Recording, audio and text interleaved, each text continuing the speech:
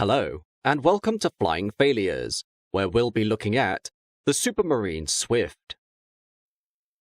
Developed as a backup to the exceptional Hawker Hunter, the Supermarine Swift proved to be one of the most dangerous jet fighters ever to see service with the RAF, illustrating design problems and a fragmented development that rendered this machine almost unflyable at high speeds.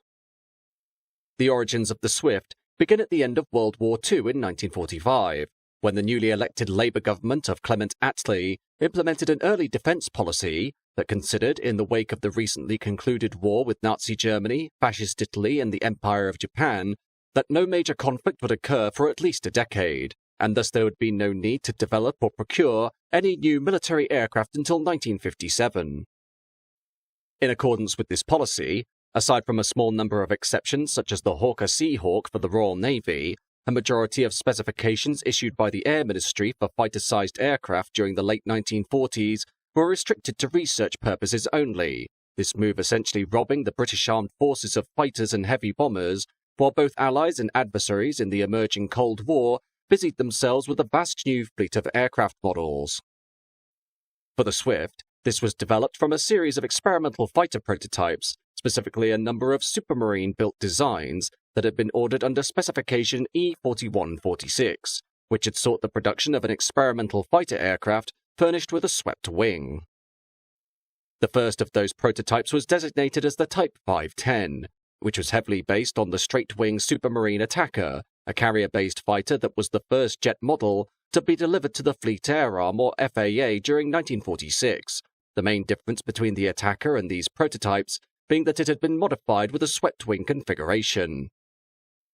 On December 29, 1948, the Type 510 prototype conducted its maiden flight, only a year after the naval Attacker had flown, making it the first British aircraft to fly with both swept wings and a swept tailplane. Trials of the 510 in the service of the FAA, also illustrating the first swept-wing fighter to take off and land on an aircraft carrier. It was at this time that the RAF, amid the rise of Soviet aggression during the late 1940s, came to realize that Attlee's policy of no new fighters and bombers until 1957 would leave the British Armed Forces foolishly short of modern aircraft with which to counter the communist factions of the emerging Warsaw Pact, especially fighters equipped with features such as swept wings. Such was the urgency of delivering modern fighters for the RAF that any interim model would be considered acceptable, especially following the outbreak of the Korean War in 1950, during which a plethora of capable aircraft models were needed, particularly a pair of proposed fighter aircraft from Hawker and Supermarine, which during the same year were ordered by the Air Ministry, Hawker presenting the Hunter, and Supermarine an advanced development of the Type 510 dubbed the Type 541. An initial order for the Type 541 was placed in 1950, amounting to 100 aircraft, this being conducted as a means of insurance should the preferred Hawker Hunter fail to be delivered or meet the expectations of the RAF, the Type 541 being subsequently christened the Supermarine Swift, and the order later increased to 150 units. However, the development of both the Swift and the Hunter were protracted, having encountered several considerable technical challenges, most notably the fact that both machines were hastily developed interim measures for a long-term problem, the Swift being particularly troublesome due to its need to fit 30mm Aiden cannons, an afterburner, power controls, adequate fuel, and a respectable high subsonic performance. The Swift would see the replacement of the Type 510's Rolls-Royce Nene centrifugal flow turbojet engine with the axial flow Rolls-Royce AJ65 turbojet, which would later become the iconic Rolls-Royce Avon series, while the fuselage, which had been given a cross-section suitable for the Nene engine, was not redesigned for the narrower AJ65 and Avon power units, and thereby retained a somewhat portly appearance. The aircraft was also equipped with a tricycle undercarriage, and 2 Type 541 prototypes would be delivered, the first making its maiden flight on August 1, 1951, and the second during July of the following year, though 2 forced landings caused a delay in the program. On September 6, 1952, the first prototype de Havilland DH-110 Sea Vixen, Whiskey Golf 236, suffered a tragic crash at the Farnborough Air Show following a demonstration of its ability to break the sound barrier during a low-level flight, the aircraft disintegrating and striking the crowd, leading to the deaths of 31 people, including the DH-110's crew of test pilot John Derry and his flight test observer Tony Richards.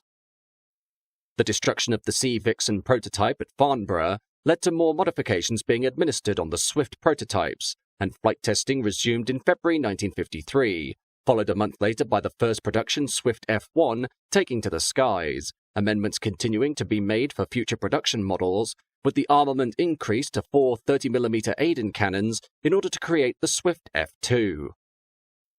However, while the Hawker Hunter prototypes had illustrated that a fighter of the Swift's size could fly into combat with 4 Aiden cannons, the extra room required for the additional ammunition stores was made by extending the wings forward at the fuselage join, thereby resulting in the extremely dangerous side effect of the Swift being forced uncontrollably into an abrupt pitch-up attitude, flipping onto its back in a matter of seconds.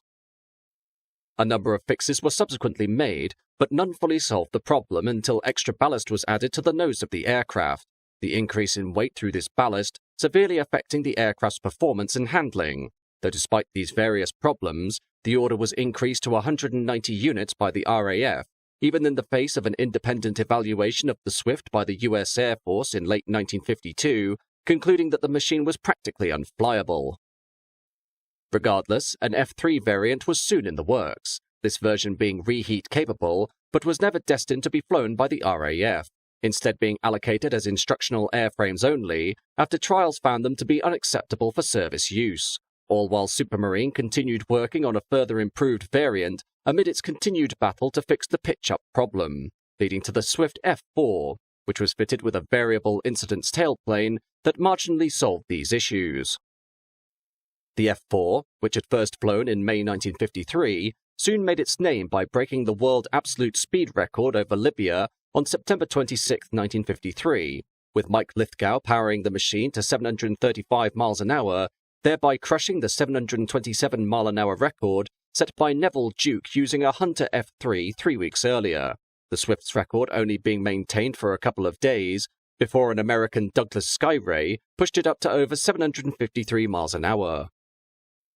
5-6 Squadron were the first to receive the Swift F1 on February 13, 1954, though due to its many flaws, the aircraft had numerous restrictions placed upon it with regards to gun firing, top speed and service ceiling, though regardless, the Swift still holds the honour of being the first British-built swept-wing jet fighter to enter RAF service.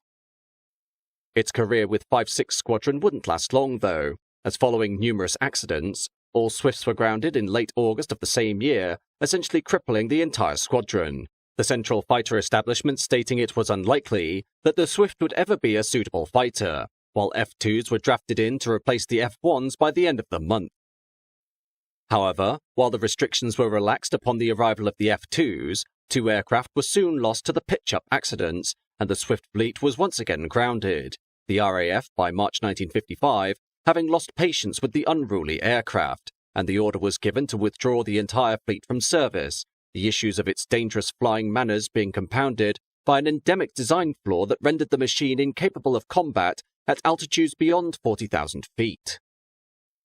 While the F4 did not exhibit all of the problems of the earlier variants, and still had the distinction of beating the Hunter's speed record, there were still many issues with the machine, including the fact that the F4's reheat could not be lit at high altitude, essentially ruining its ability to work as an effective interceptor, leading to only 9 examples being built, while production switched to the Swift FR5, a low-level reconnaissance variant. With the RAF having decided that the Swift had no future, and with the Hunter now entering widespread service in the interceptor role, the aircraft was soon relegated to reconnaissance missions, the FR5 being fitted with a lengthened nose to house cameras, and proved itself a useful machine at medium to low level, while its inability to operate at high altitude was no longer a major concern, FR5s being allocated to 7-9 Squadron during March 1956 and worked from bases in West Germany.